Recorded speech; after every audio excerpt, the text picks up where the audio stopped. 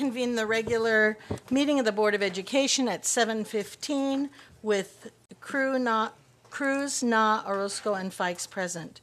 Before we begin, please silence all electronic devices and note that these recordings are being recorded. Pat. The board met in closed session from 4:30 p.m. to 7:10 p.m. regarding conference with legal counsel, existing and anticipated litigation, student discipline, public employment, director assessment and instructional technology, director access and equity, and coordinator elementary curriculum, and public employee discipline dismissal release, public employee employment superintendent, and conference with labor negotiators, agency designated representatives, Sylvia Roscoe and James Naw, and representative employee new superintendent Dr. Norm Enfield.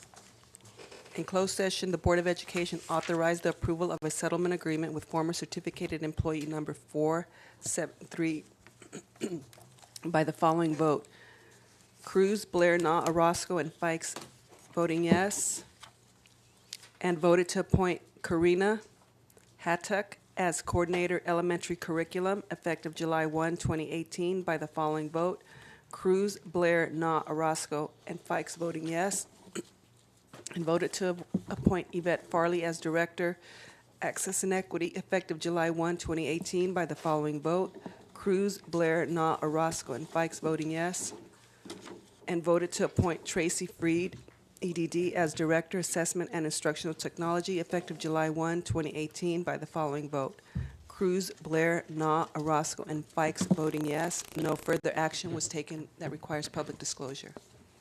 Thank you. And Mr. Joseph has told me before we do the pledge or the national anthem, we'd like to invite Dr. Freed and Karina. I'd like you to pronounce your last name because I saw you laughing. So would you pronounce it for me, please? Hattuck. So if Dr. Freed would come forward.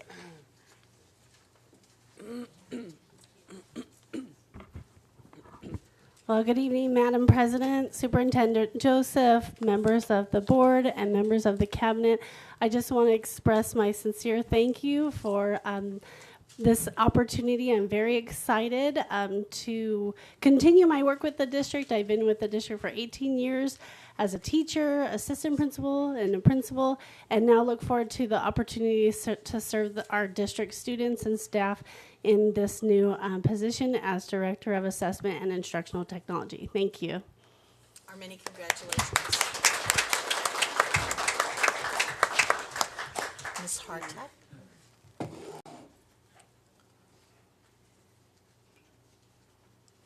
Good evening, board members, Superintendent Mr. Joseph, and cabinet members. I want to say I'm absolutely thrilled and thank you for the opportunity to serve as a coordinator of curriculum and instruction. I am excited to join the CIIS team and look forward to the opportunities to grow and the learning experiences while serving Chino Valley Unified School District. Thank you. And our many congratulations to you as well. Thank you both for coming tonight. At this point, before Principal Matt McCain leads us in the Pledge of Allegiance, the Townsend Band is going to come in. I'm so sorry. I'm so sorry. I had Townsend on my mind because of Karina. Sorry, the Magnolia Band is going to come in and play the national anthem. So when they get set up, I'd like you to all please rise. I'm glad you did that. Yes, it does. Andrew, you bust in? Oh.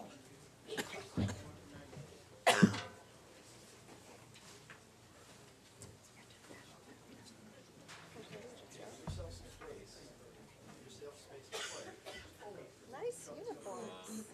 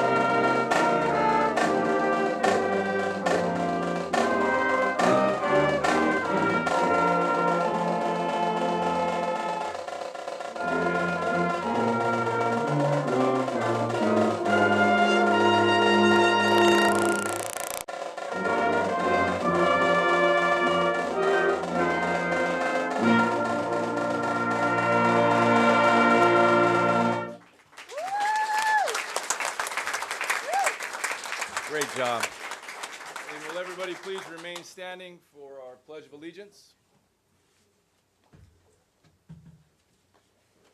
Ready? Begin.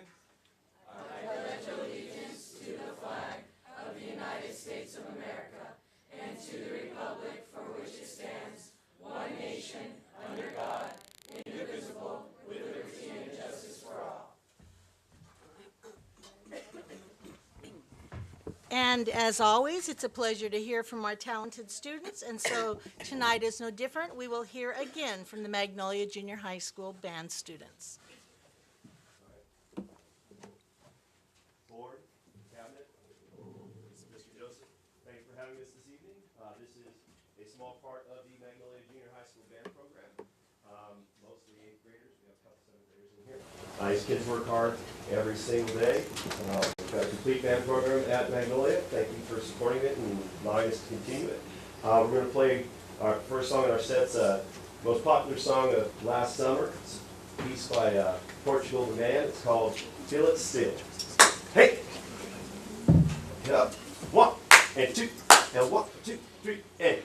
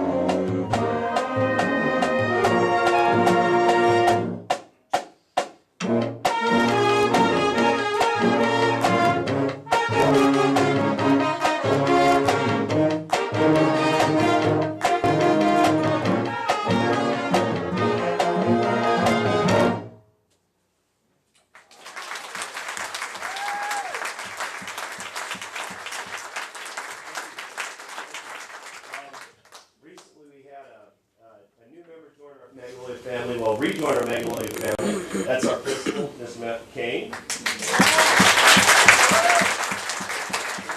found out that it's going to be his birthday on Saturday. So if you could join us, it's a little bit of a surprise in serenading our principal with a little happy birthday. Here we go. Here we go. Ready? And 1, 2.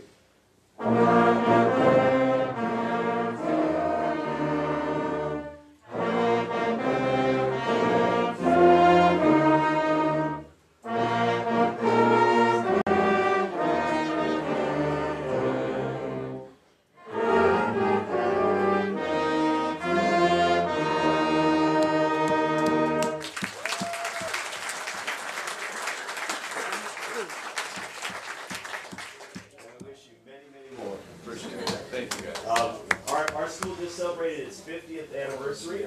We had a nice big shindig last Friday. We had a golden celebration. He's not finished. No. No, look, they over 21.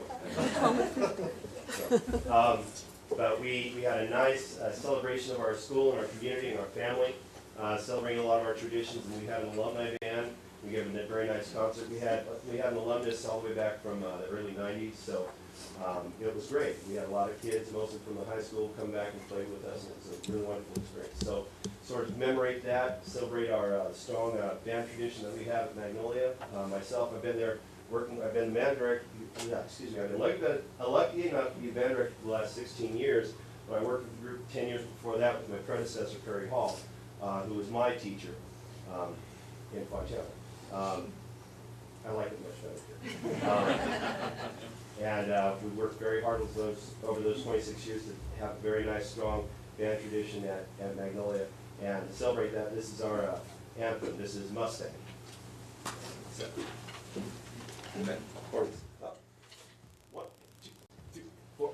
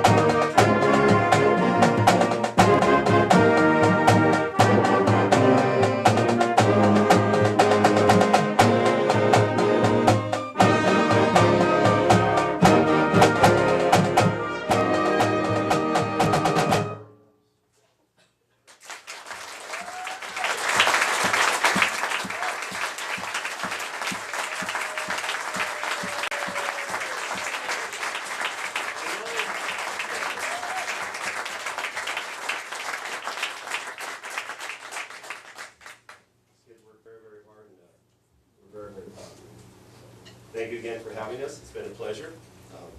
Have a nice evening. Parents, come to take pictures. Wait,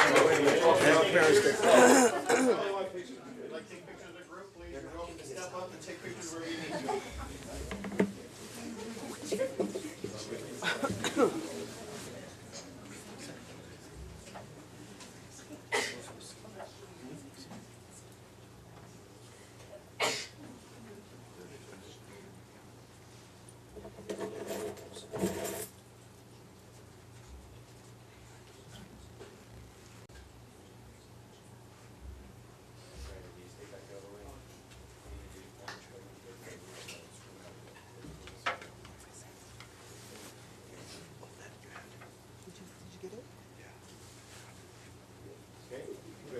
Thank you again.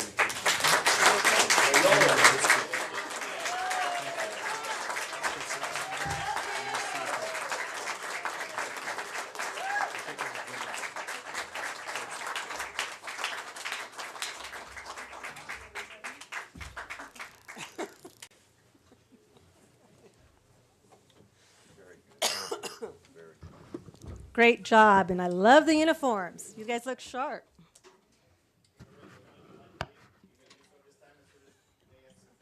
One quick aside,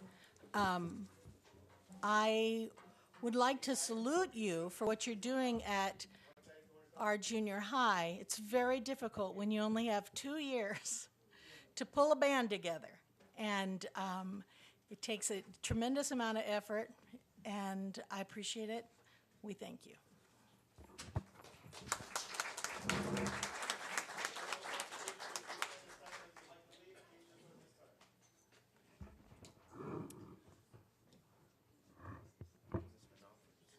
Oh, I don't have a light. Okay. Speak up.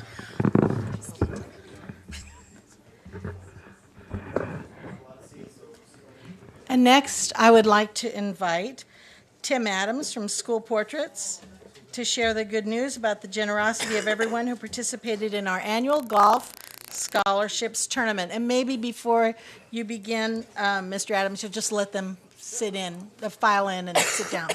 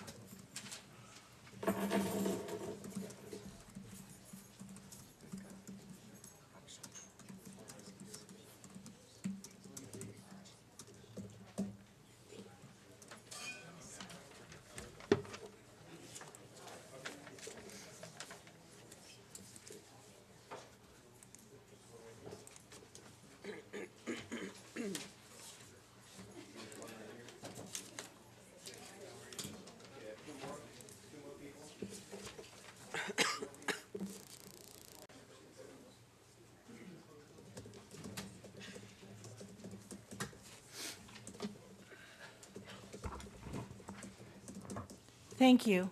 So now, Mr. Adams. Hi, good evening, Mrs. Fikes, Mr. Joseph, School Board, Cabinet. I'm starting to wonder if you guys like me. You guys always put me after the kids. It's always a tough crowd. That was awesome. So, my name's Tim Adams. I'm with School Portraits by Adams Photography here in Chino. We're fortunate enough to be the school photographer for the school district. My wife Sally Adams is here tonight.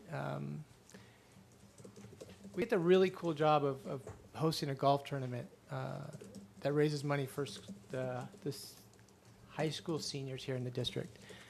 This is our 9th annual golf tournament, and we're here tonight to present the proceeds from the golf tournament. And I talked to Mr. Joseph at the golf tournament. We had a goal going into this golf tournament this year, and we had to hit a $25,000 mark, and that would have put us over the $250,000 mark for the 9 years, and we did it. So this year we raised, I have to get the check, hold on. It's a big check. So this year we raised $27,887.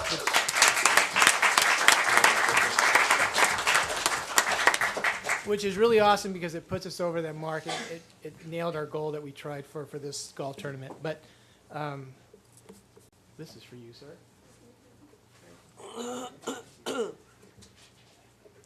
I know Mr. Joseph's leaving this year, and we told him at the golf tournament he's going to be an honorary guest from here on out. So you're welcome to come and play golf with us next year.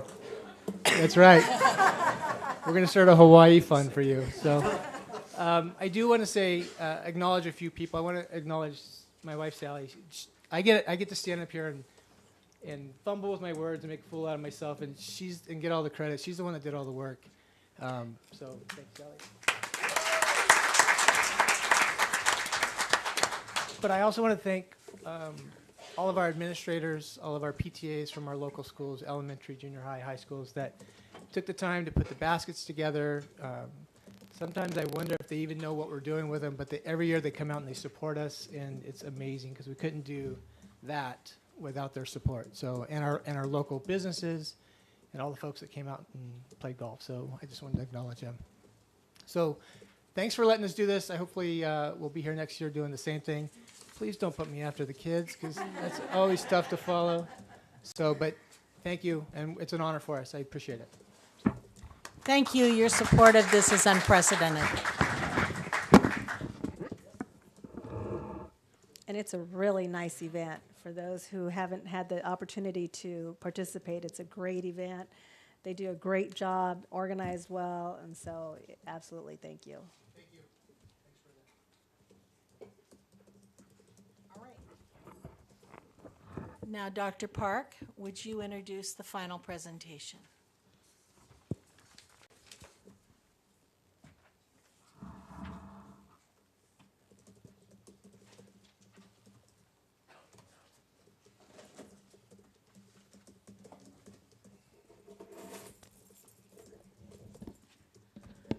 All right, almost ready. Okay, members, Madam President, members of the board, Superintendent Joseph, Cabinet, and community. We have our 6th update to the board on our local control and accountability plan.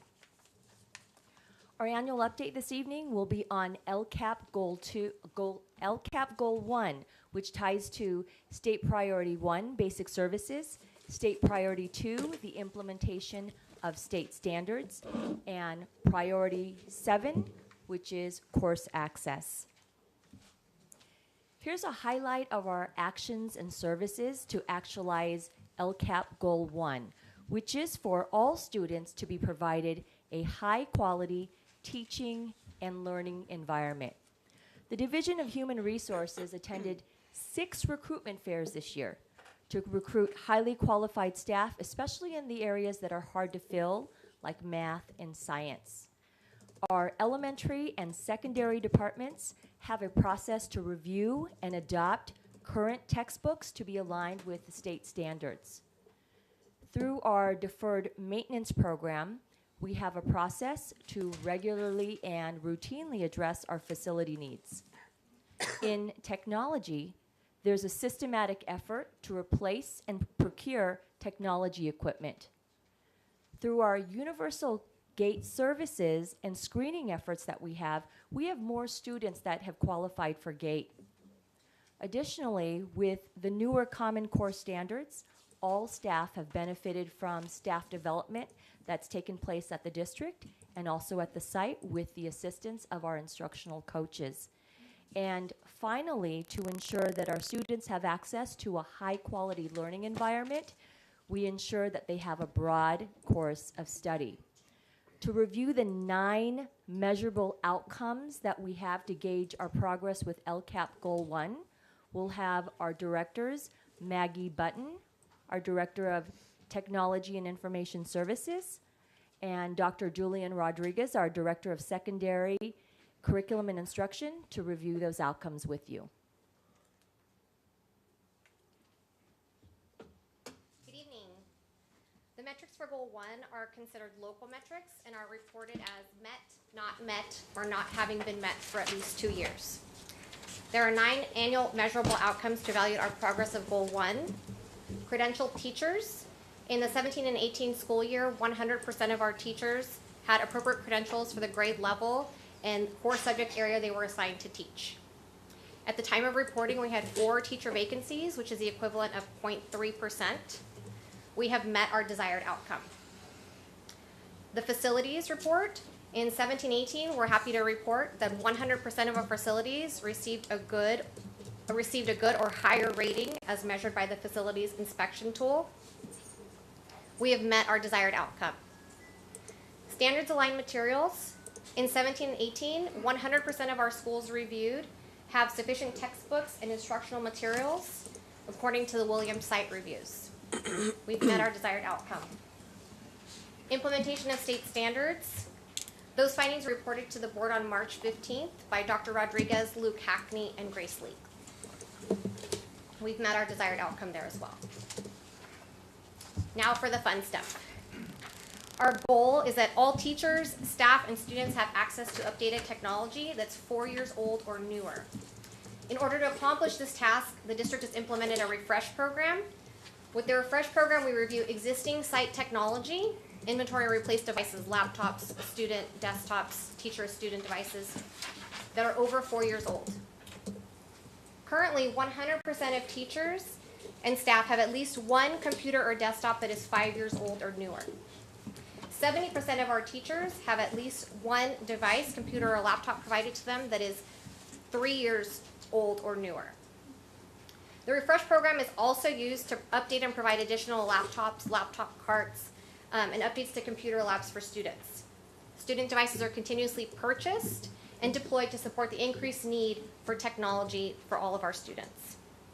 We've met our desired outcome in technology, and I'm excited to announce that in the 18-19 school year, we'll be launching a Google pilot.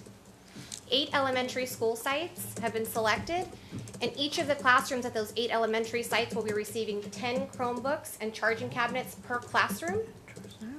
At the secondary level, each of the intervention classes will be receiving 10 Chromebooks and a charging cabinet as well, so about 30 Chromebooks per site at the secondary level. As of July 1st, all sites will also be receiving an increase to their current bandwidth allocations. So at the elementaries, they'll be moving from a 1 gig allocation to about a 5 gig allocation. We're standardizing for elementaries across the district. At the secondary sites, we're moving from a 1 to 5 gig connection to a standard 10 gig for the secondary sites. We're also working really closely with our wireless vendor, Aruba, to review and strengthen our current wireless infrastructure. With that, I'd like to introduce Dr. Rodriguez, our Director of Secondary Curriculum. He will be reviewing the remaining measurable outcomes with you. Good evening. So in our effort to accurately identify our GATE students, we began universal screening in 2015 and 16. And that universal screening really means universal. All second graders are getting screened and have an opportunity to be identified as GATE students.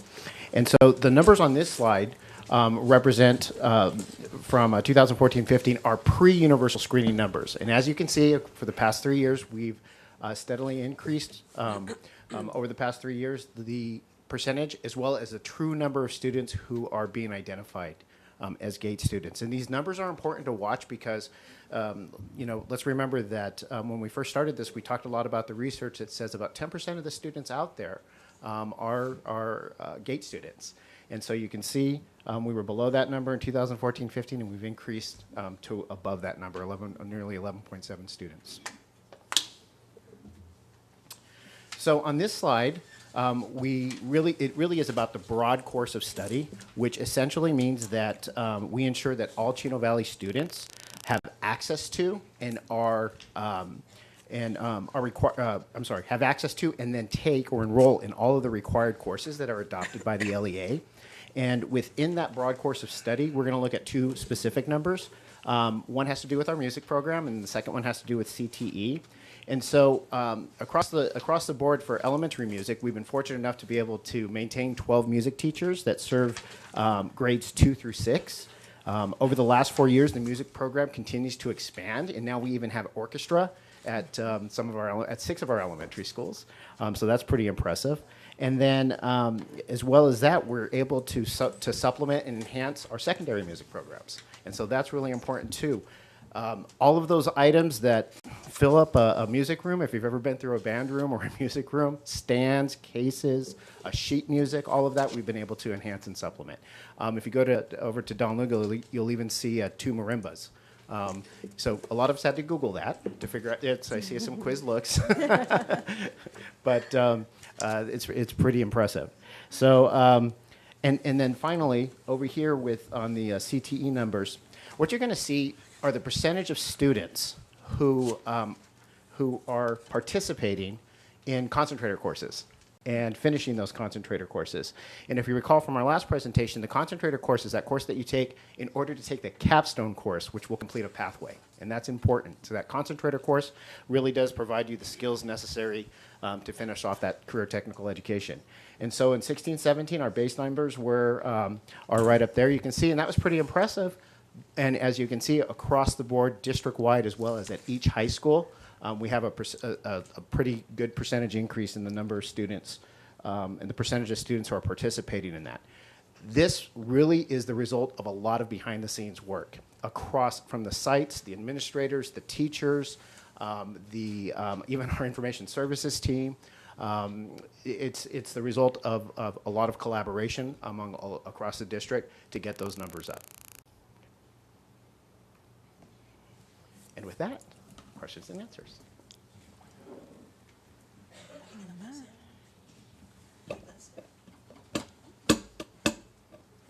It's not showing. Sorry. Oh, there you are. You are showing now. Mr. Cruz. Non-universal screening. That includes verbal assessments, and also what else? So the screener actually is really interesting because we're doing it with second graders and we wanted to use the least biased type of assessment that we have. It's actually a non-text. It's a computer-based test. It's given one-on-one, and it's a visual test. And it tests in it. So there's not any text to read. It's been touted, and the research shows that it's the least not only academically biased but culturally biased assessment that's out there. And so from 8.8% to 11.69%. You have ELDs in there? Yes, we do. Actually, we're very one of the nice outcomes of this are the percentage of students, the increase in the number of students that we like to call multi-gifted. Really, those are students who sometimes are not only GATE but are English learners.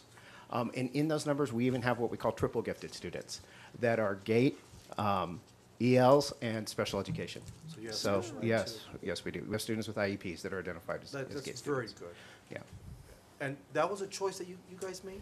A choice to have a universal screening that is nonverbal, to take into account that segment of population that they may not have the skill set in doing verbal versus and those that lack the academic vocabulary. Was that a choice that Chino did, or is that, you know? Yeah, with the vision of Mr. Joseph, as well as the department to accurately identify and really appropriately identify those students out there who may not have had the opportunity to So be everyone has identified. an opportunity. All second Because, you graders know, are tested. when it comes to learning, it's really about the will of a person.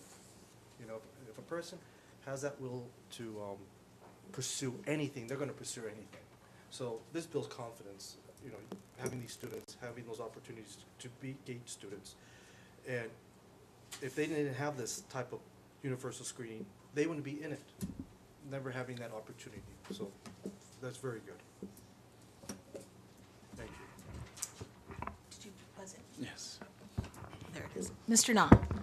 Yeah, I'd just like to thank our music teachers and our music program where students and all the parents comes together, not only to celebrate and learn, but also appreciating our opportunities for our students to do something more than just studying or be on your iPhone. Yes, that's the major concern with my kids too, I confess it. But the more things that we can provide outside their own room is very beneficial for everyone. But also, you're not missing this life. This life is full of opportunities, the challenges, and looking into matters. From the past, we learn, and future, we can build.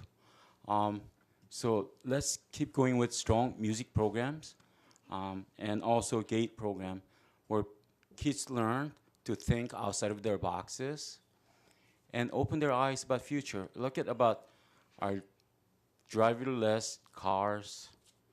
I recently read some product where you could create water through the panels and a heat. Can you imagine? We could go into a desert area and not worry about water. So these things are happening. So let's continue to support our students outside of their classroom setting. Thank you. Mrs. Orozco. I just want to thank you for a really short and precise Yeah. report. And I noticed that on one of those, Don Lugo was leading, was that last one? The CTA. Yes. Don Lugo's doing good. Great job. I do have a question about the Chromebooks. In 3 different classes with 10 Chromebooks in each class, of course, that's not going to accommodate all the students. What is the plan? So for the secondary, we're piloting just for the intervention classes. So that'll be about 3 students to 1 device in the hopes that. So I'm going to step in because it has to do with the instructional model in those courses. Those are for our Read 180 and Math 180 courses. So that instructional model means that we have about a third of the class, and that's a smaller size course. So, you know, your key numbers are about 20 to 25 students. So you would have a third of the class working on computers. You have a third engaging in one-on-one instruction with or small group instruction with the teacher, and then a third doing independent work. So they're not always on that device. We chose to do it with the intervention course because it allowed us to really pilot in that sense. Okay, and maybe I misunderstood. I thought you were saying that was at the elementary school. At the elementary, we are providing 10 per classroom, but we're also working on a district technology plan, so we'll continue to expand the pilot as we go. Since Google's a new platform that we're introducing to the district, we wanted to make sure to take a slow and controlled approach to things so that we didn't just overwhelm everyone with a lot of new technology that they're unsure of how to use. So we're working with the professional development team and the curriculum team to make sure that it's rolled out in a way that is embraced and is useful for instruction in the classroom. Okay, thank you. Baby steps. Mr. Na. Yes. Looking at LCAP as a general, does it also include our special ed population and support for them? Yes, it does. In what manner? It will address the academic needs, the social needs, and through our LCAP Advisory Committee's recommendation, we'll also be bringing forward a program to address some behavioral needs that we know that would be successful, so that some of our students with disabilities can have greater access to a broad course of study. And also, do we get do we inquire our parents to give us input too? Yes. Okay, we do. Yeah, so I want to make sure that we get inputs from our own parents too. Yes. Okay, thank you.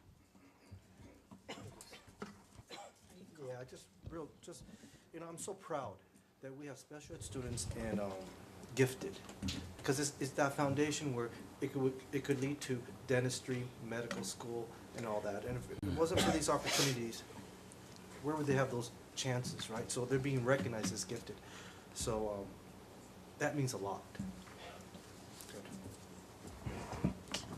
Thank you very much for your presentation. We are now at comments from our student representative, Jonah.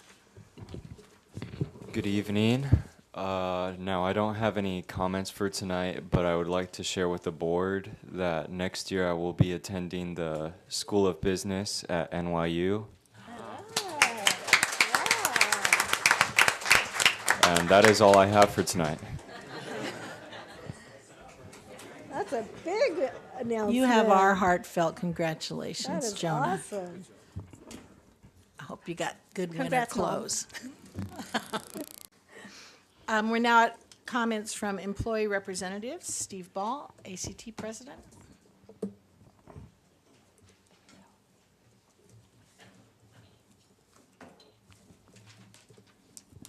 Good evening. Last month at a California Teacher Association dinner, community awards were presented by the local chapters. And this is an award that goes to a community member or organization recognizing their support for public education. And this year, ACT's recipient was Naomi Minogue. Naomi's always been an actively involved parent in her parent-teacher organizations at her daughter's schools, and she founded the group Concerned Parents and Citizens of CVUSD. She's always been an advocate for our students, for our teachers, and for our district. And I was extremely pleased to be able to present her with this award. So thank you, Naomi. I don't think she's here tonight. I also want to congratulate 6th grade teacher and ACT site rep, Rob McKellar. Rob was nominated by his administration at Walnut for the San Bernardino County Education Medal of Honor. Rob's a great teacher. He always goes the extra mile to fulfill the needs of his students, and he's certainly worthy of this honor. So congratulations, Rob. And lastly, tomorrow is the 19th anniversary of the shootings at Columbine. And the California Teachers Association and the National Education Association are recognizing tomorrow as the National Day of Action against gun violence in our schools. Now, teachers, just like every other group, don't necessarily all agree what those actions need to be. But I think we're all in agreement that the status quo is unacceptable. So ACT is happy to lend its support and our voices to our legislators to say no more. Enough's enough. And the time for meaningful action to support and protect our students is now. Thank you.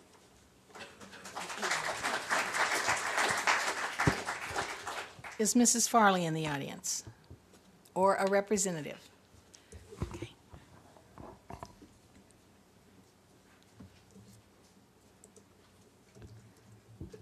Good evening, Madam President, board members, Superintendent Mr. Joseph, cabinet members, and community. This past weekend, CHAMP sent 4 administrators to Sacramento for Access Legislative Action Day.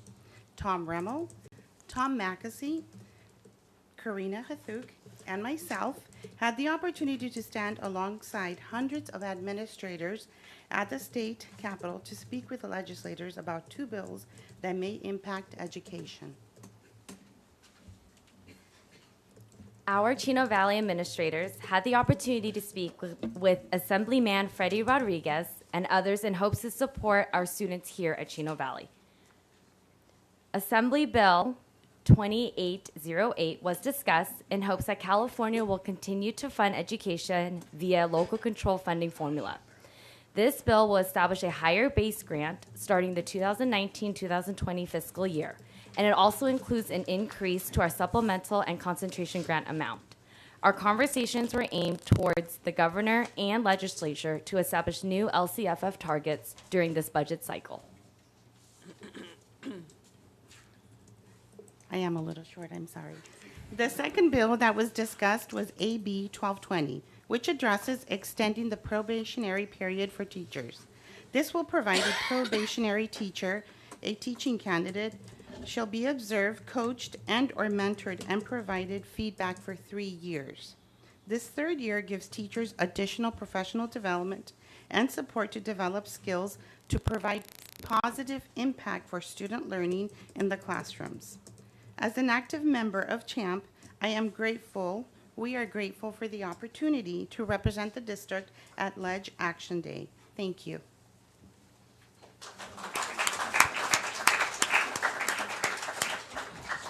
Danny Hernandez, CSEA President.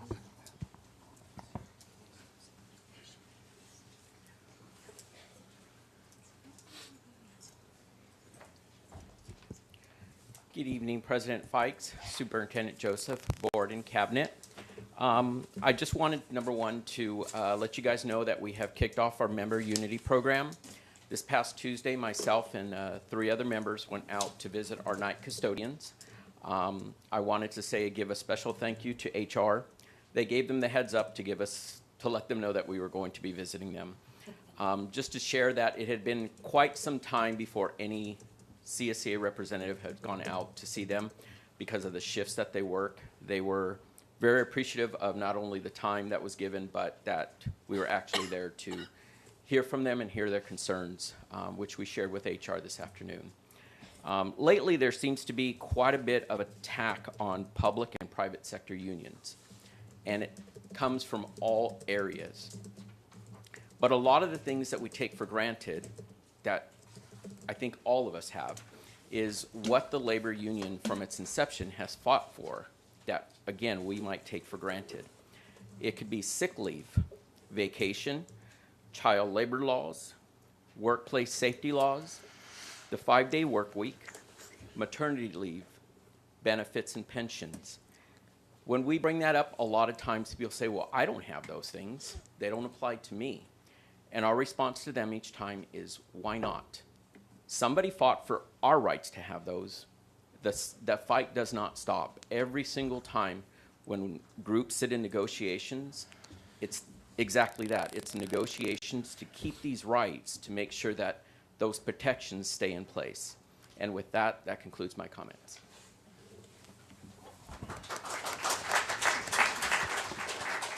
We are now at comments from Community Liaisons. I did hear from Mr. Bennett that he was not able to come tonight. Did Brian Joes attend? No? Okay. Mr. Rodriguez, are you in the audience? No. Mr. Krieger.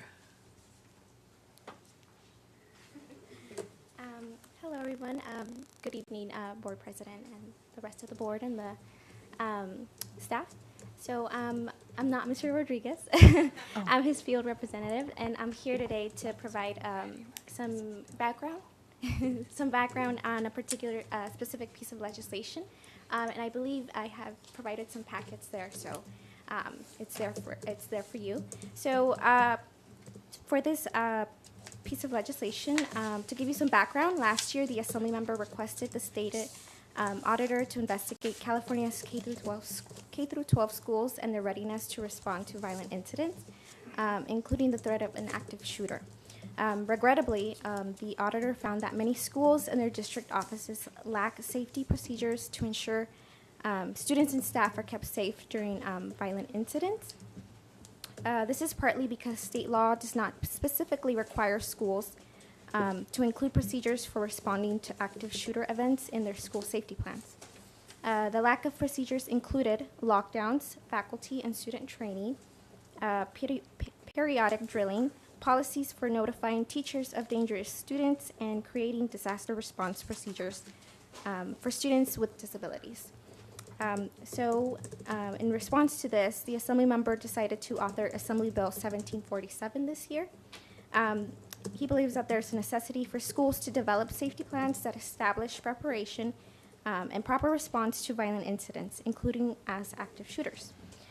Specifically, the bill will require schools to involve mental health professionals and law enforcement in the planning, evaluation, and implementation process of safety procedures, regardless of whether these individuals are employed by the school district or county office of education. Additionally, this bill would direct the Department of Education to provide information on best practices for safety plans and ensure that the plans keep pace with evolving school environments and updated educational research. The department will be required to post these best practices for reviewing and approving school safety plans on their website. Since it passed the Education Committee, the bill was amended to include charter schools in the requirement to conduct annual active shooter drills in order to provide the same level of preparedness and safety to pupils attending those schools. Removing the requirement that the school safety plan compliance checklists be specifically on the homepage of the department's website was also another amendment. So the Assembly member is dedicated to ensuring the public safety, especially when it comes down to the children. This bill will provide safer learning environments where children can grow and thrive. Now, I know I provided a lot of information there, but one thing I would like for everybody to take is that the Assembly member believes that having the community have some input, of course, with the board and of course the staff as well, would be more meaningful for this bill. So he definitely wants the district to be vocal about what they think. So I also have what I provided to the board. I have extra copies if the community wishes to have some. I was hoping I could leave them in the front. But other than that, if you have any particular questions, we'd be more than happy to connect you with the legislative staff who can give you those details. So other than that, thank you for your time. Thank you. I see Melissa Campani is here from Mr. Hagman's office. Do you have a report tonight? Good evening. I have nothing to report. Thank you. Thank you. We are now at comments from the audience on items not on the agenda. Pat, are there any requests to speak on non-agenda items? 14 requests to speak. Speakers will be called in the order the request was received. Please listen for your name and be prepared to approach the podium. Any comments on agenda items will be accepted during consideration of that item. Once the board has commenced deliberations on an issue, speaker cards will not be accepted. The board is very interested in your comments, but please bear in mind that the board typically does not respond to comments during this time on the agenda, as it is reserved specifically for public comments. Individual members may respond during board comments at the end. Mr. Na, will you please explain the light system? Speakers, you have 3 minutes to make your comments. Please begin your comments at the green light. The yellow light indicates you have 30 seconds, and the red light indicates your time is over. And before you begin your comments, please adjust the microphone so that you can be heard clearly. And audience members, please refrain from making comments while speakers are at the podium. Speakers, please remember that in accordance with Board Bylaw 9323, Bylaws of the Board Meeting Conduct, limit remarks to 3 minutes total for all remarks, and please limit remarks to new points. The board would like to remind you that Board Policy 1312.1 contains the procedure for anyone who wishes to file a complaint against a district employee. The first speaker is Anna Rivas, followed by Kyle Backsky, followed by Don Bridge.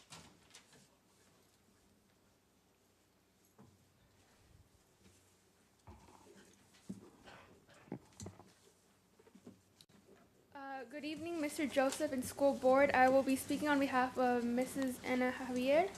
I have translated Mrs. and Mrs. Javier concerns. First of all, my husband and I need to know if you did, in fact, receive my letter of March 30, whereas we question why our daughter, Skylar Javier's academic rank for the 2018 Chino High class is not number 1. Did you all receive my letter? Yes. Because a week from Friday, the valedictorian will be announced at Chino High School. We need an answer as to why our daughter that took a full schedule of A through G classes, not more, not less, just a full schedule, received A's in all her academic classes this year and received number 2. A student that only took 4 academic classes, only TA class, and a free period is ranked number 1. Is this acceptable to you? We need to gain faith in this system. We have not had the courtesy of a phone call nor an answer. That is it. Kyle Backsky, followed by Don Bridge, followed by Mark Hargrove. I'm a student at Ayala High School. I'm a sophomore. I just want to speak on the behalf of the coaching for Ayala basketball next year. This year for basketball, I'm a transfer from Chino Hills, my freshman year. And I was very unhappy with the coaching staff. It just seemed like I wasn't being pushed enough. And just for next year, the new coach, whoever it may be, just note on that. That's it. Don Bridge, followed by Mark Hargrove, followed by Bob Whitmore.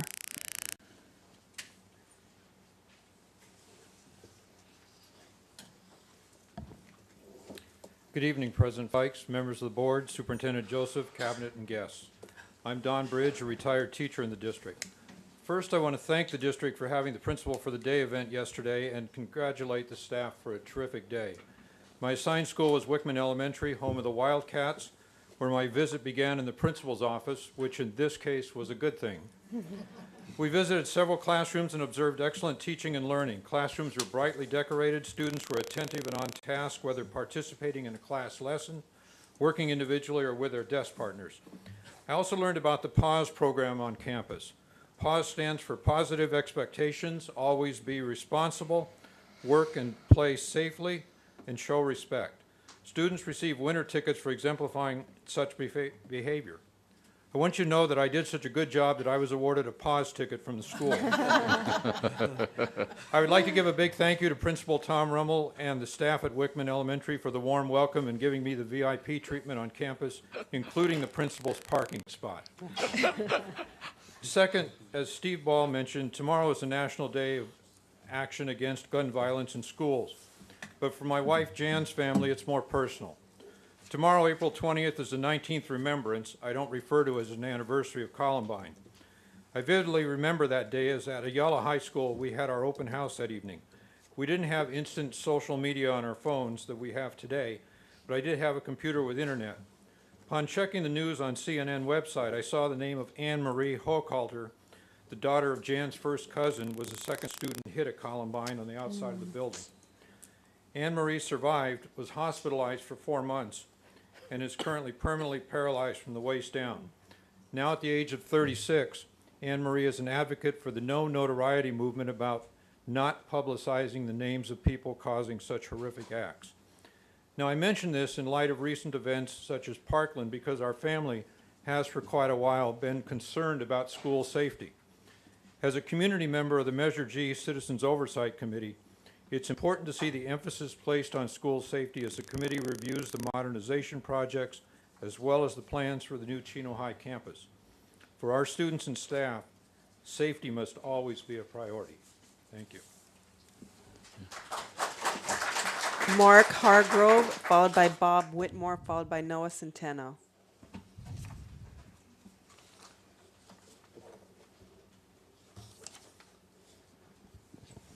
Good evening, President Fikes, board, superintendent. So I came here for one specific reason to talk about Principal for a Day and an event that happened, but then as kind of the night goes on, things really kind of start hitting me about this and that and so on. So one of the things that hit me was with Mr. Jenkins and the band there, you know, reminds me of my daughters, my 2 oldest daughters going through there And as one has just finished her master's degree and the other is about to complete it, we owe such a gratitude to those programs at Magnolia, the band, and Chino High School, Mr. Bowden, and even back to Perry Hall, who just gave that to my daughter, that foundation to, stay steady and do the right thing. And so I really appreciate seeing them here tonight. The other thing is then I wanted to talk about Principal Today. Thank you again to the district for such a great event. I've had the opportunity to be there for many years, working down at the prison and bringing the warden, but I never really got to do it myself. So now that I'm retired and don't work there, I got to go on my own.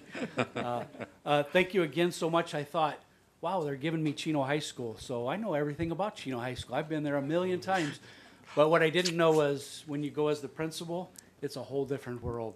And so I got to see things with the terrific principal, John Miller, over there, who, again, I guess, Mr. Joseph, if you selected him, then we owe you some gratitude for that, too, because what a great guy to follow behind Felix Melendez, who did a great job there, and on and on. One of the things that comes to mind is I'm not sure why you're leaving now, Mr.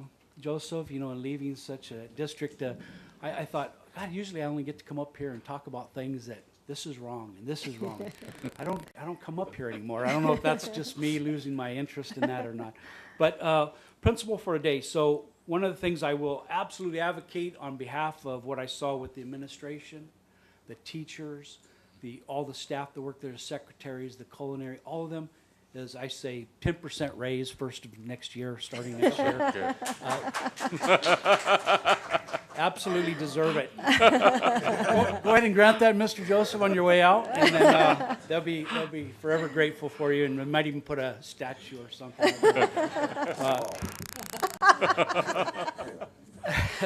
So thank you for that event. It was just terrific to see the things that were going on there, and I mean, I was only there 3 or 4 hours, and the first thing I did was hit Starbucks, got out.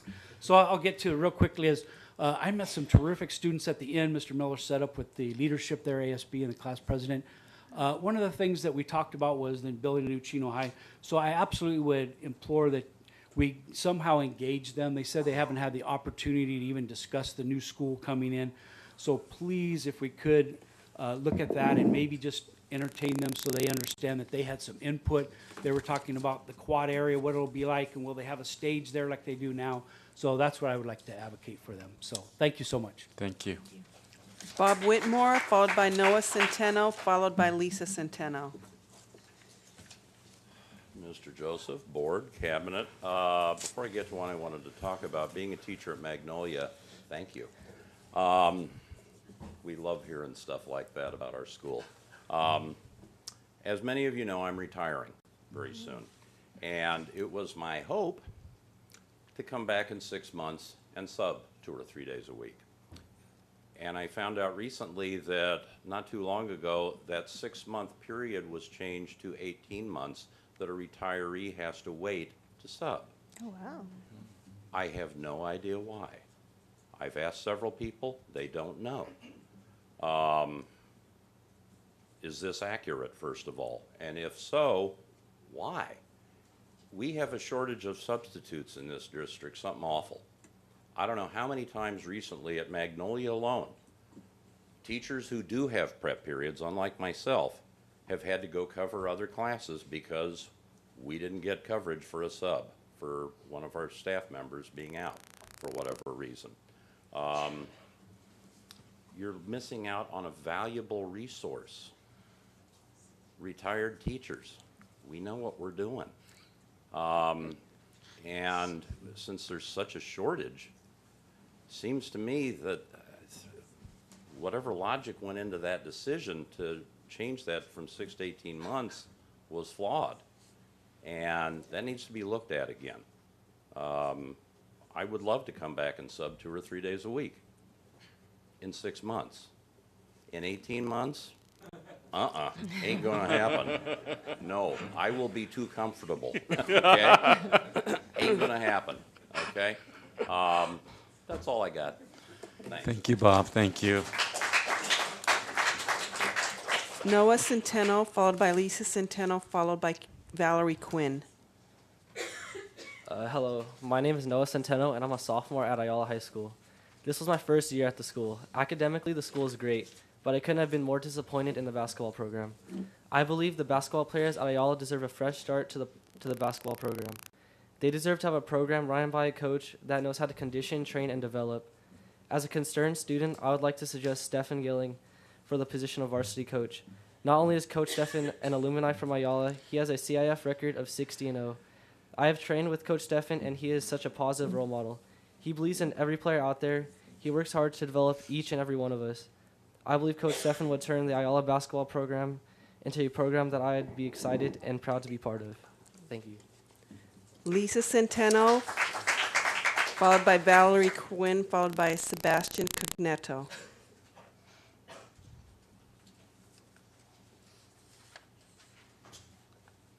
Hi, good evening, and thank you for having us. I'd like to thank you for giving Ayala an opportunity to have a fresh start for a varsity coach and a program. However, I would really hope that everyone would take into consideration and listening to the student's voice on who that coach might be. We've had a lot of letters of recommendation on who the coach should be presented to the principal at Ayala and also here at the district. As a very concerned parent, last year the program was extremely negative for the parents and especially for the players. I would like to strongly recommend Stephen Gilling for the varsity head coach. He is a fantastic coach. He is a great role model. He knows how to train these kids to get these kids to the next level. Not only that, he cares for each and every player. We have a lot of students and players who are academically strive to go to college and to also play play college basketball as well. In order to achieve those goals for those players, they need a strong coach to make that happen for them. And I truly believe that Coach Stephen Gilling can make this happen for these kids. Not only that, last year, it was our first year at the school, and we had lost apparently a lot of players because of the way the program had ran. And so I do believe there are a lot of other students out there that are willing and wanting to come back to this program if it is going to be ran properly. So I really hope that you consider the parent's strong voice and the voice of the students. We have a lot of students here that could not be able to make it, but I really hope that I have his resume and a lot of letters of recommendation, and I really hope that you read each and every one of them and consider him to be the new varsity coach. Thank you. Thank you. Valerie Quizrow, I believe it is, Mario Quizrow, and Sebastian Cogneto.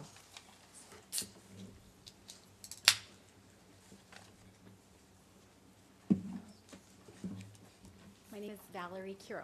Oh, Quiros. So my child has been at Briggs for 6 years, and he's currently a recipient, or was a recipient of IEP. I spoke 2 years ago at the board meeting. Andrew Cruz, you mentioned regarding the LCAP that you were really, you commented about the special ed and the gifted, and how having these tools, we're going to have access to these children to help them better. And I appreciate that, and I hope you meant that. Because as a parent having a child who has deficiencies in audiology, in pathology, as well as visual issues, and having the district send my child out for all these assessments, the district has failed and shown negligence as far as providing services for my child under the umbrella of IEP. And they have not given a FAPE for my child either, which is very confusing and very sad as a parent to see my child go through this. He has been doing well, and I say he's been doing well because of his parents. Me and my husband have been working very hard to support him at home, physically, emotionally, and I'm very ashamed that the district has shown and wasted taxpayers' dollars, not just my child but other students, and has shown negligence in this part because my child has severe deficiencies that the audiology, pathology, as well as the visual doctor, when they assessed them, shown that they had visual assessments that needed to be done, audio assessments need to be done with pathology. And your solution to this issue is to give my child psychology support. To me, that's disgusting. He doesn't need emotional support. He can handle these matters. He's done so far so good. He hasn't broken, and yeah, he's had several issues where he's broken down at home because he doesn't get the homework. But let's get to the root of the problem here. The root of the problem is he needs support. And I'm sure there's just not my child, but there's other children within the district that have this and need the support also. As parents, it's so sad to see this brushed under the rug, brushed under the rug, brushed under the rug, over and over again. 6 years, that's a long time. He's halfway through his school years. And so I would like to have answers as far as what's going to be the solution to his problems. And I'm sure your taxpayers' dollars also want to know where their money is going and why you're sending parents out for assessments and not granting these doctors who are licensed professionals, you know, their recommendations. Thank you. Thank you. Mario Quiroz, followed by Sebastian Cognetto, followed by Samantha Odo.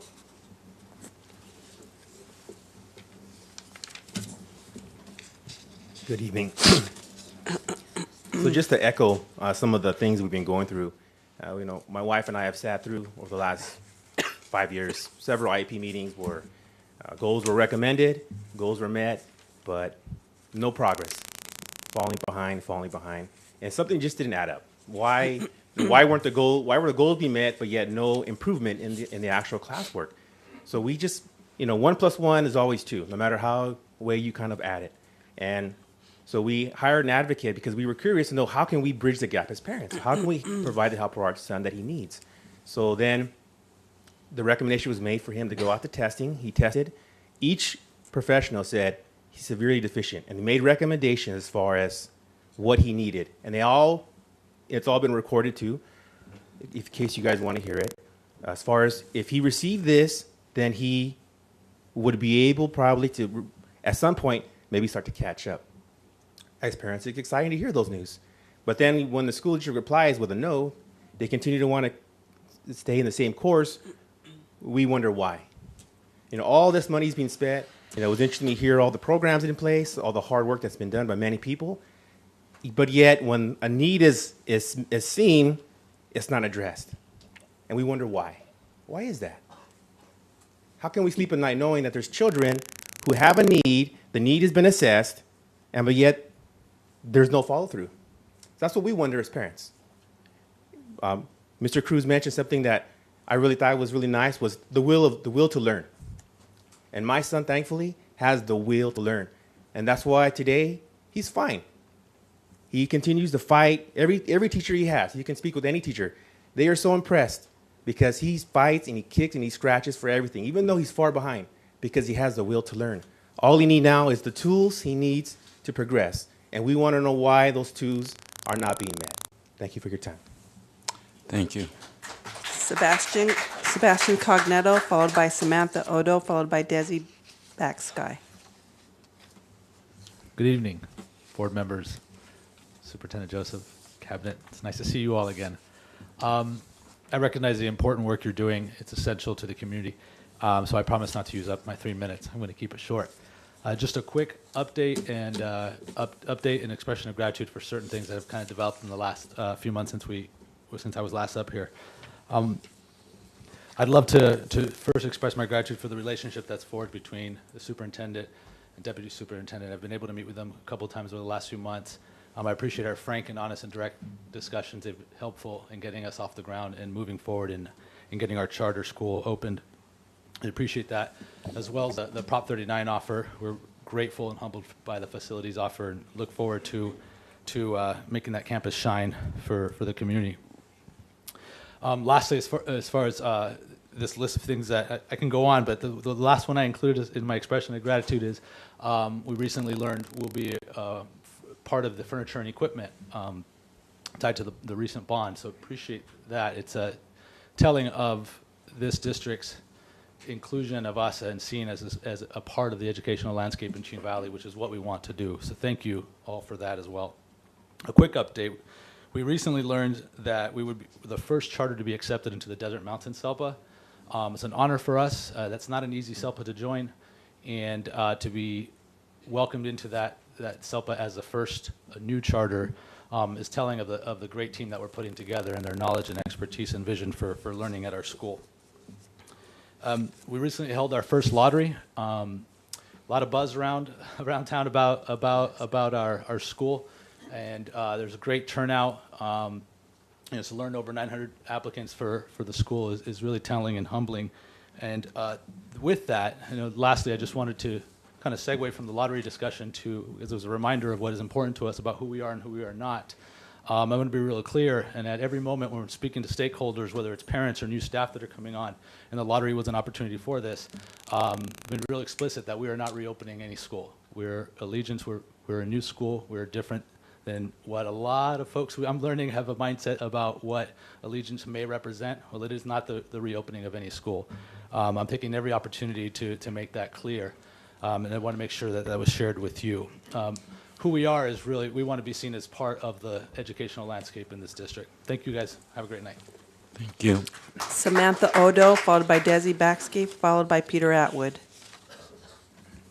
Good evening, board members, cabinet, Mr. Joseph. Thank you. I wanted to thank you guys for your continued support in Allegiance and getting us up on running along the way. And we're looking forward to continuing a positive relationship between Allegiance and CVUSD. And we're looking forward to moving on with that. Thank you. Thank you. Desi Baxke, followed by Peter Atwood, followed by Frank Alfaro. Good evening, school board and cabinet members. My name is Desi Baxke, and I also want to offer my support for Stephen Gilling as the head varsity coach at Ayala High School. As some of the students and parents have mentioned earlier, the last year at Ayala, the environment there was not a positive one for the students and for the players. And I want to, just like I said, recommend Stephen Gilling as the head varsity coach. I've known him for a couple of years. He's a humble man. He's a man of integrity. But he also knows how to inspire these young men and get the most out of them. He's also a native. He's a resident. He went to grade school, elementary school, and high school here. He still holds records at Ayala High School. He's played D1 at Colorado State and Long Beach State. In the private sector, when you're looking to promote, you always, good companies promote from within. They always look for, opportunities for their existing members to move on and achieve greater goals. He's right here. He's local. He's here. He wants the job. He loves coaching. These kids love playing for him. I mean, not like, they love playing for him. He knows how to motivate them. He's very unique in that he knows how to motivate and get to them, but without cursing, without insulting. These kids, I should say young men, they respond. And so, like I said, that's my recommendation for him as a head coach. Thank you. Thank you. Peter Atwood, followed by Frank Alfaro, followed by Sabrina Reza.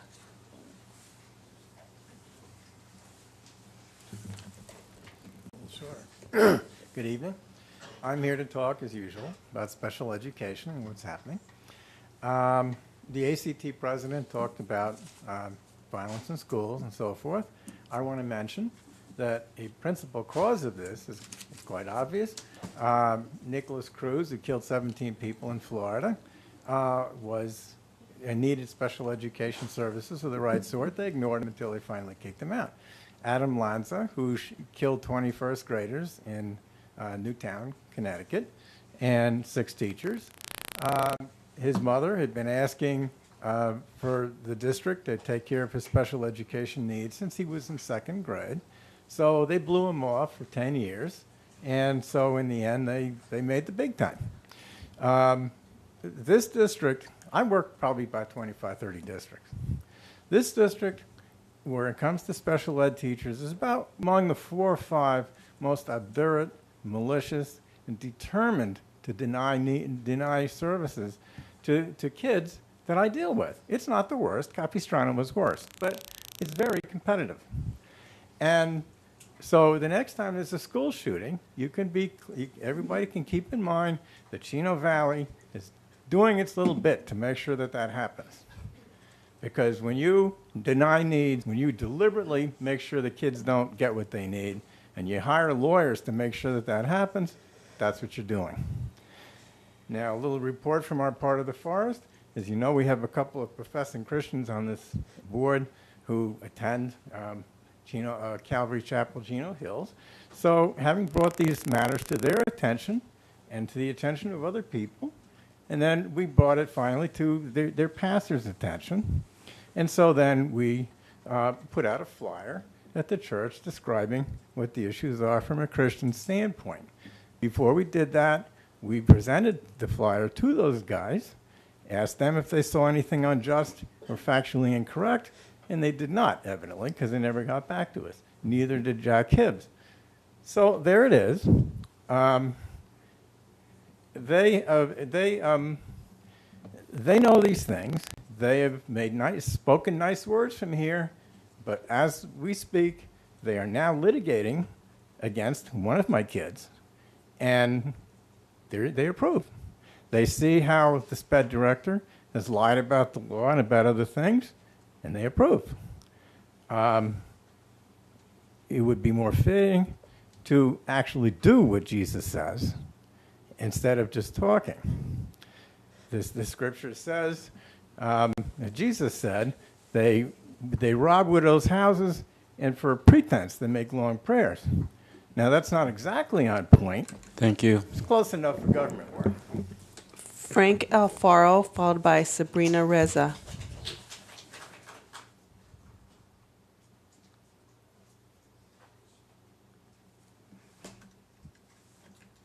Some faces look familiar. I'm here on behalf of my grandkid.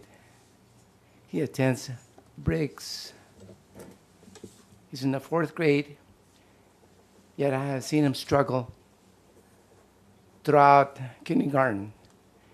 He has made great achievements, but at this point, please help my grandchild.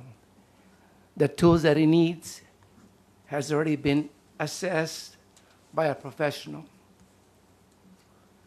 Listen to that professional and give him the tools that he needs. I'm sure he can grow up to be a nice young man like Mr. Botello. But at this time, he needs those tools. And it's really up to you as board members, administrators, to help not only that child, but many others that are struggling to advance in the achievement that you have promoted for so many years. I was part of this group at one time. I retired. But the fact is that now I'm seeing my child struggle, my grandkids struggled. I'm letting you know, please give him those tools that he needs. He's in great need of those tools, and like I mentioned to you before, I'm sure he can progress. He has made great achievements with the help of myself, his grandmother, mom and dad, and many others. But teachers have even acknowledged that with those tools that are available, he can really achieve to a greater degree what's expected of a student. Thank you. Thank you. Sabrina Reza.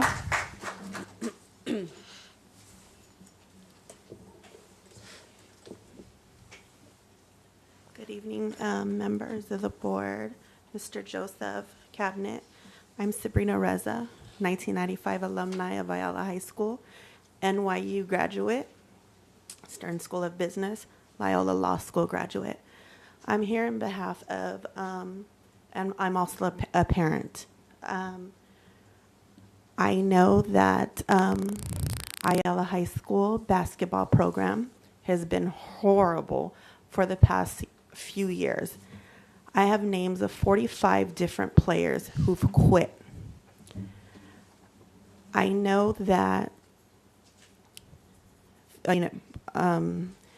that you need to hire first in a teacher. We know that. But we're also asking you if you can talk to the site and hire who's right for the position. We get it. We know you have to hire a teacher, but can you find a teacher who could really teach and coach basketball at the same time? We're here to ask you to ask the site to please hire Stephen Gilling. He's an alumni. He's a great coach. The boys love him. He's a great motivator. He also brings spirituality, faith, a member of Calvary Chapel, Chino Hills.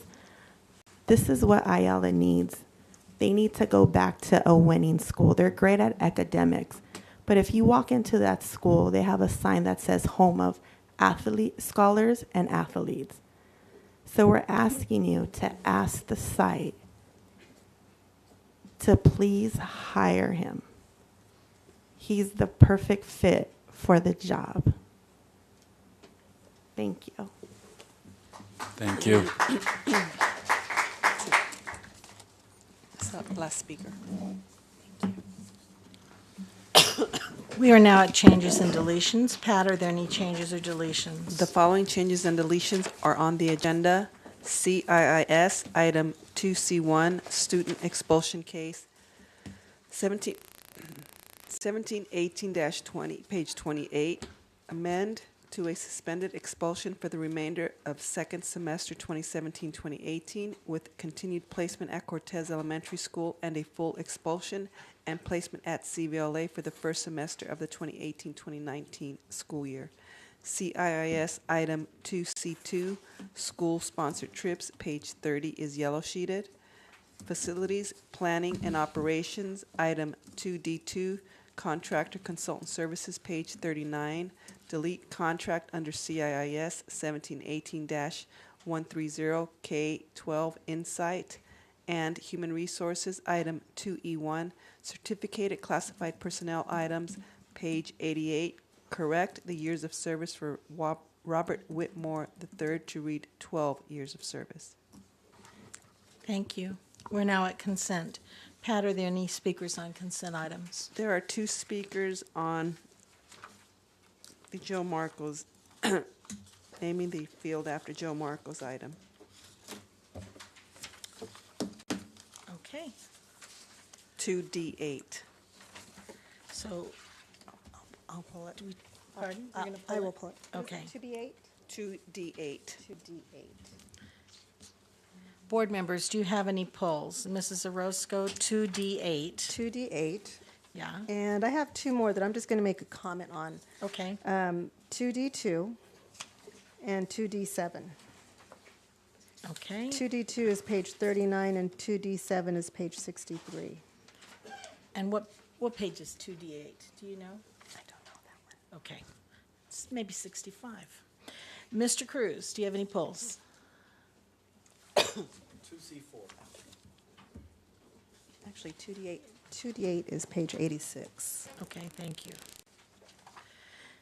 Is that the only one, Mr. Cruz? Yes. Thank you. Mr. Na? I have none. And I have none. For the remainder of the consent items, may I have a motion? So moved. Second. All in favor? Aye. Aye. Opposed? Preferential? Aye. The motion passes with a vote of 4-0. Okay. Madam President, I have another request to speak on item 2B4, Legal Services. 2B4? Legal Services. We didn't. That's okay, he can speak. He doesn't Okay. have to be pulled. Okay. So shall we? Peter Atwood, Okay. He just spoke. he can speak on a non-agenda and an agenda item. What page is that?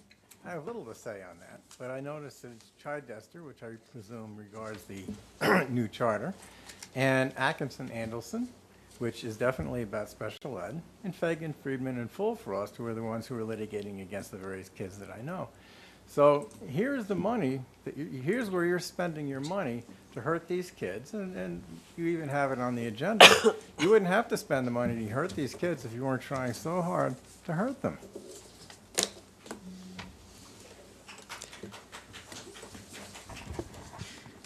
At this point, Mrs. Kaler, do we take each item and then listen to the speakers?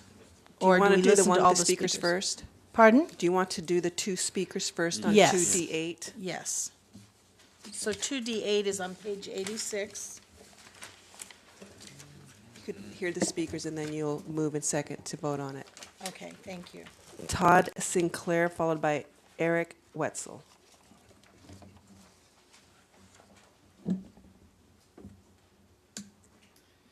Hi, my name's Todd Sinclair. I've been coaching at Don Lugo High School for the last 10 years. Hi, Sylvia, I know, you know my son.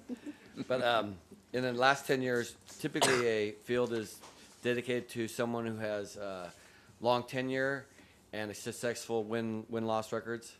But in this situation, it's a little different. Coach Marcos basically designed that field, manicured that field, maintained that field. He probably has more sweat equity in that field than most coaches do in baseball. As you know, in baseball, you as a team take care of your own field. That means including mowing your yard, watering your yard, edging your yard. It's not something we rely on the district to do. Joe took so much pride in that to this day, he still comes out. We can bounce things off him, and he comes out and helps us out with it. Because the last thing he wanted to do was allow that field to be less than it was when he left, and less than it was when he started.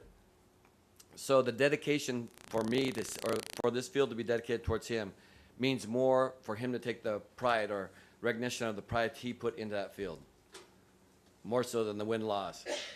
The players coming up from sophomores and coming on up won't recognize what was done for them prior to them getting there. The players we have now and those that have graduated do know the efforts because they put in the efforts as well based on his coaching, his teaching. It goes beyond baseball. It goes the hard work, dedication to maintaining something that's theirs.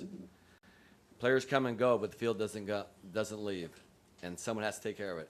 And Joe's instilled that in us as well as the players have come through.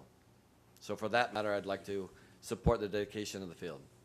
Regardless of his name or a statue going out there, everyone before him will know it was his field. But we would like to see something for those coming up. Who is Joe Marcos? He's the one who designed this field.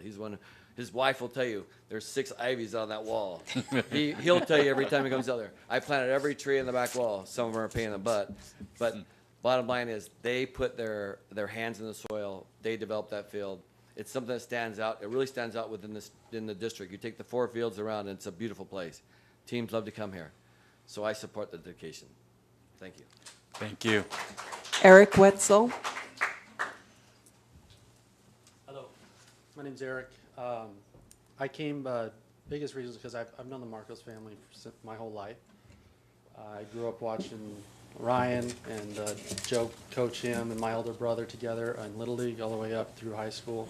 And then my older brother played for Coach Marcos, and I played for Coach Marcos as well. And the biggest thing for me why I came down here is because he had a huge impact on my life just from growing up and what he did for me and in our family. But I played all over the country, and one of the coolest things I could say was, my high school field, we had a class that got to take care of our field that Coach Marcos taught, and made it, really a gem. And I know players that, from Orange County and maybe our higher income areas that have better facilities to take care of their place, and they didn't have what we had, and our field was really something special. So for me, it was a lot of it's about just how much pride he took into it, and I look up to him. He's a great mentor for me. So I think what he's done for that program and for all the players that have gone through, it'd be something special to dedicate that field to him. I think it's something that we should do. Thank you.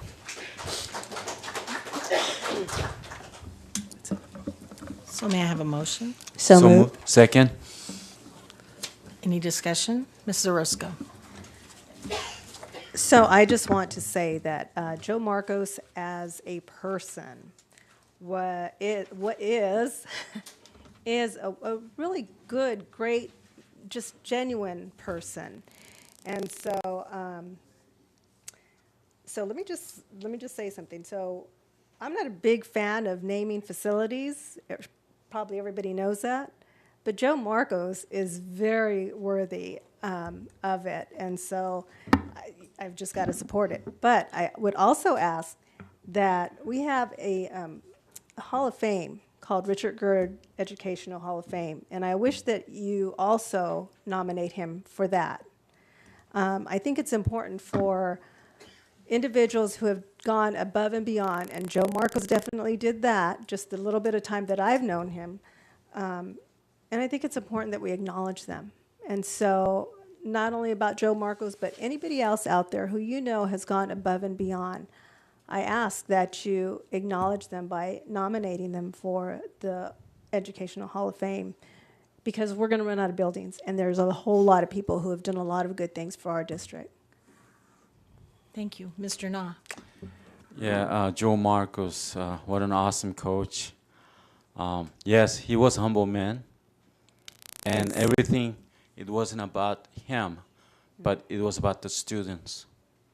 So I know that we can say so many things, but what's more important is what's in your heart. What is your motivation? And that's what we want to teach our children. And Joe Marcos is the one that I could say, yes, he truly cares about the students. And as the principal, I'm so proud of her too. There, she's sitting down, that she's always supporting her staffs. So thank you. This is what makes our district unique, being a one family. So I would support that 100%. Thank you. Hearing no other comments, shall we vote on this item? Absolutely. All in favor? Aye. Aye. Opposed? Preferential? Passes 4-0.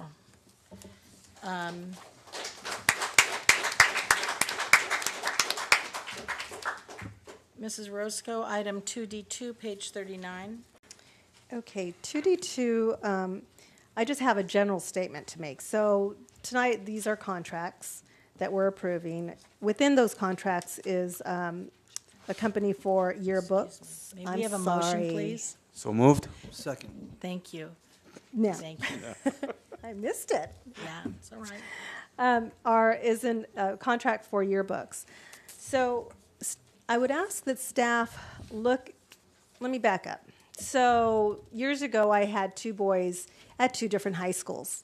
And so I had the opportunity to see what one child received in their yearbook and what another child received in their yearbook, and the cost difference. And so I know people were not fans of having one vendor for all four high schools. I get that. But what I would ask is that staff look at the contracts and make sure that they're equitable for all high schools.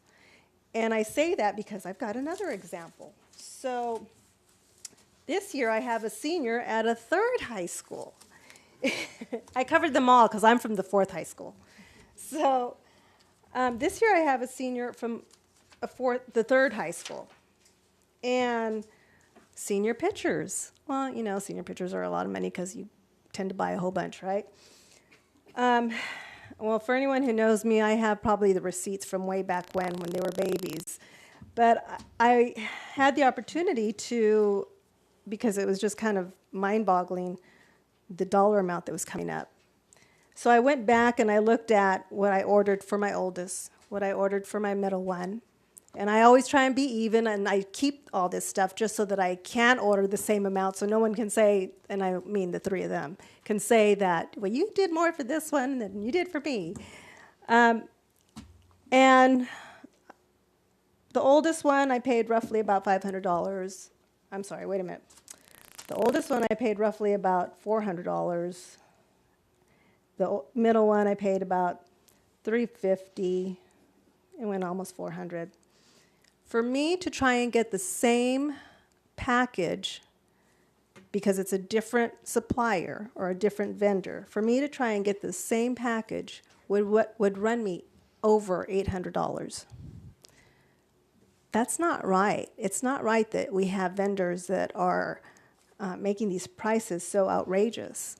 And so I would ask the district staff to if we have different vendors, make sure that they're offering the same packages or the same kind of deals. And if necessary, allow parents to go to the different vendors versus if you're at this school, you have to go to this one. I just want it to be fair for parents. This is not going to help me because I ran out of kids. So it's not going to help me, but I want it to help future parents, future high school parents, future senior parents. I've always been an advocate that we're a unified school district and everybody, whether you go to school A or school B, should get the same packet, so to speak. And that just makes my comment for that one. Any other comments? I would like to add that I would like it to be fair for all parents, but I think it is important that there still be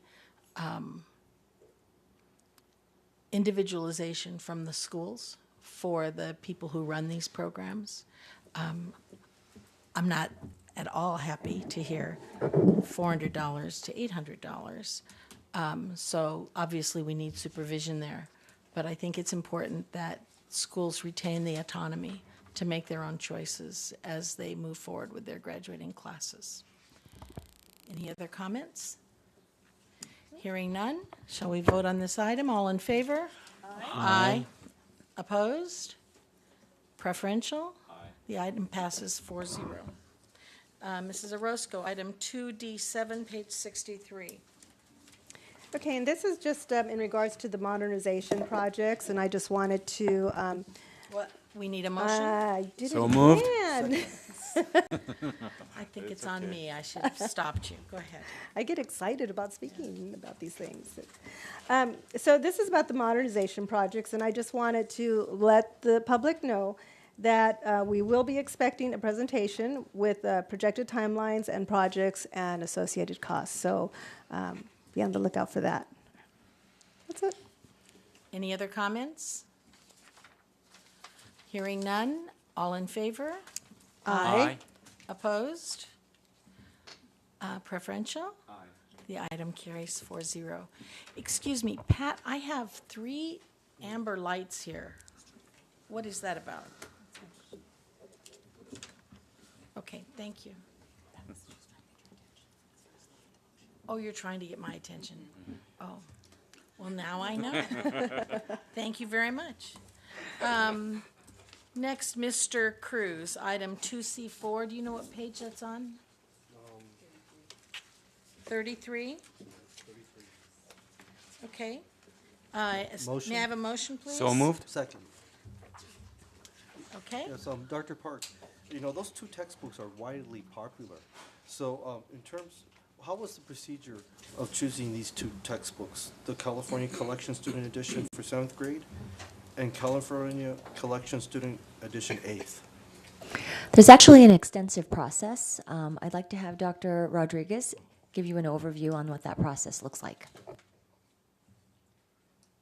It is extensive. It lasted, well, the pilot period itself for the 2 publications that were chosen to be in the classroom. If you recall from our presentation, we piloted the material in 19 classrooms across the district. Over 1,560 students got to interact with the materials. We had special education involved. We had English learner or ELD classrooms involved. We met with the piloting committee no fewer than 4 times, and also provided support days when the teachers were piloting the material. Ran into some issues, said, hey, I need some help with assessment, called in the publisher. We worked with them to do that. Ultimately, we had a deliberation day on February 20, pilot ended on February 23rd. On February 28th, we deliberated. We spent all day, spent about 6 hours with the teachers kind of working through the 2 publishers that were piloted. And then we did an anonymous vote, and 83, I think it was 83.2% of the teachers chose that particular publication. Thank you. Good program. Any other questions on this item? Hearing none, all in favor? Aye. Aye. Opposed? Preferential? Aye. The motion carries 4-0.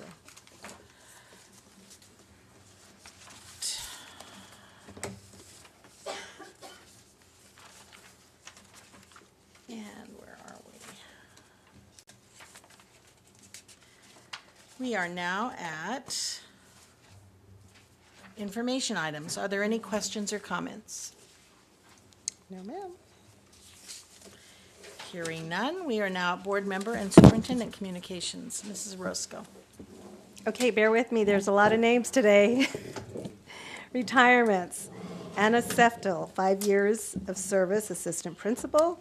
Alan Cummings, 21 years of service, assistant principal.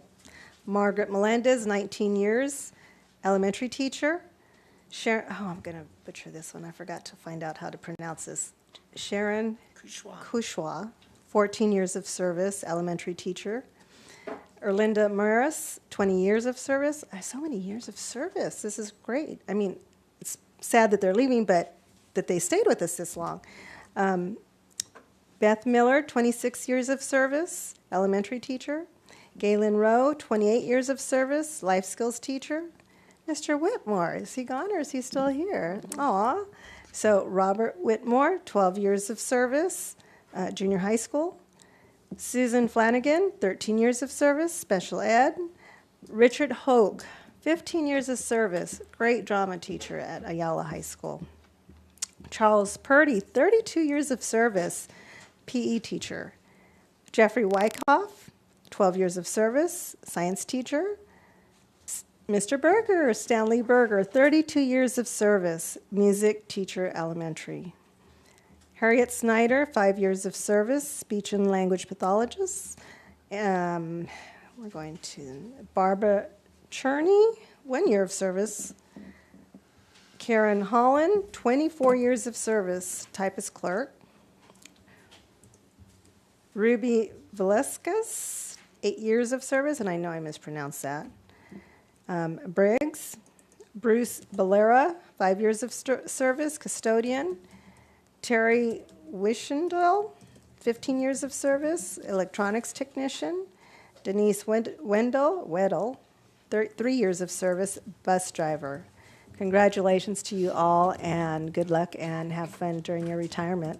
Speaking of retirements, just a reminder that our district will be holding its recognition and retirement dinner on May 22nd, and so I'm really looking forward to another great recognition event. And actually, the Hall of Fame will be held for the first time in conjunction with the retirement dinner. Just two more things. ROP Student Success Award Ceremony was just recently held, and this is where ROP recognizes outstanding students from every district, every school. We had a number of students recognized. I want to thank our staff who was there. I know that Dr. Enfield was there, Dr. Rodriguez was there, Dr. Cabrera was there, John Miller was there. I think that was it. Oh, and ROP teachers were there as well. So I just want to thank everyone who attended, because all the districts always have quite a few people there, and we had a lot of people there, so I was so pleased. So thank you for being there. I just wanted to comment this evening, and they probably already left, in regards to hiring coaches. So what it took a long time for me to understand, but when it comes to hiring coaches, it does have to go to a teaching staff member first. So we can't just go to the site and say, disregard that, because it has nothing to do with the site. That's just part of the language in the contract. And so I just wanted to make sure that they understood that. You just can't go to the site and say, hey, disregard it this time. And so just an FYI. And with that, I will conclude my comments. Thank you. Thank you. Mr. Cruz. Yes, I'm going to be very brief. And I was going to be discussing about an issue that Governor Brown signed in 2016, the comprehensive sexual education, but I'm going to postpone that. I attended Magnolia 5th anniversary, really well done, and a lot of folks, a lot of older individuals. I think it was amazing. It was really amazing. And I attended the principal of the day at Chaparral. Chaparral was awarded Distinguished Award, and also Country Springs, which they did a very good job. And let's see something else. Now, and also, I just want to state that, just real quick, that, there's been roughly like maybe 5 or 6 genocides that have occurred throughout the turn of the century. And, usually after they've taken the guns, that's when the mass killing starts. Just want to say that. And, throughout the century, genocide, murders up to 260 million. The Second Amendment was for that, to protect you, from people that want to hurt you, government, others. From 1998 through 2015, more than 96% of mass public shootings occurred in gun-free zones. That's where Freddie Rodriguez should start taking a stand. It is dangerous to have it publicized that our schools are gun-free and having our children in a very vulnerable position going to school. We really desire to live in a place that's safe, that our children can freely feel 100% safety, but that will never be the case. And that is the whole purpose of the Second Amendment. And also, I just want to have a moment of silence with Julie Goldblum. Thank you.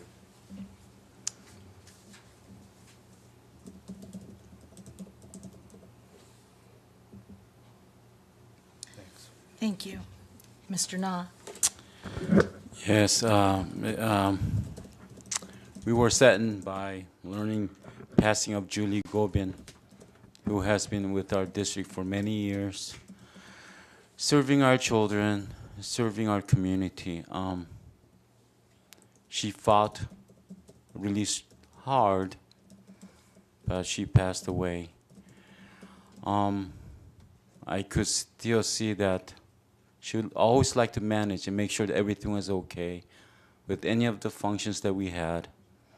And as a communication director, she has done an excellent job. So we miss her truly. I'd like to thank those people who had attended Principal's Day and became principal for a day. And hopefully that will be a great experience that you see our wonderful principals and their hard work and their dedications. Our teachers and our staff members, when their job's done at school, it's not done for them. They would go home, grade papers, do lesson plans, and answer questions from the parents. So it's a full-time work. But they do it because they love kids. So I'd like to thank all our staffs in our school district. I'd like to thank Mr. Peter Atwood. He's the fighter for our special ed population. And I'm thinking he's been volunteering for all these years to fight for our kids. I'd like to ask Mr. Joseph if we could have our staffs meet up with our parents there to hear their concerns. I think they need to have a hope, and we have hope in them. It's not their children, it's our children. So thank for Grandpa to share for support for your grandkid and the parents too. Yeah, let's work all together and find solutions. This life is not always fair, but we could try our best. And thank you, Mr. Edwood, for volunteering your time and your expertise, because you raised your own son too with special ed needs. So thank you. I know there's a policies where we have to take our teachers first, but I'd like to ask our staff to meet up with our parent, at least meet up with that individual, a person that kids want to be coached by. And I think it's a right thing to do, to have our parent and invite that person, the people that who's great, at least meet up with them and see what we can do to serve our student population. Again, the basketballs, you could win or lose games, but it's all about the experience. And it's not our experience. Thank God I'm done with schools. It's about the kids themselves. So if they want somebody so bad, let's meet up with them and see where we can go. Tomorrow at Chaparral Elementary School, we have a special day for Disability Awareness Week, where there will be an assembly for students where we get to learn what happens with these students in daily basis. And they call it Peek into My World. And kids would actually learn their disability and enact. I think which is an excellent idea. So that we could appreciate our sight, our hearing, our walking ability, and everything, where we take it many times as granted. But matter of fact, we need to understand this life is a vacation for all of us. Times could be tough. Times could be difficult or being sad. But still, we got this life for free. We didn't work for this life. So let the challenges come. But we shall see that this is not home. This is not our home. We're just passing through. And we want to have a hope. Hope in our little ones and hope in our future. So let us to be humble and thinking our past loved ones. And let's make them proud too. Being a good person, a decent human being. Thank you. Thank you. Superintendent Joseph.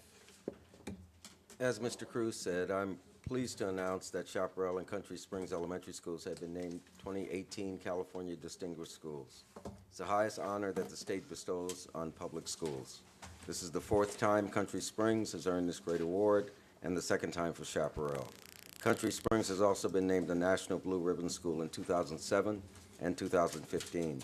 That is the highest award bestowed nationally on a public school.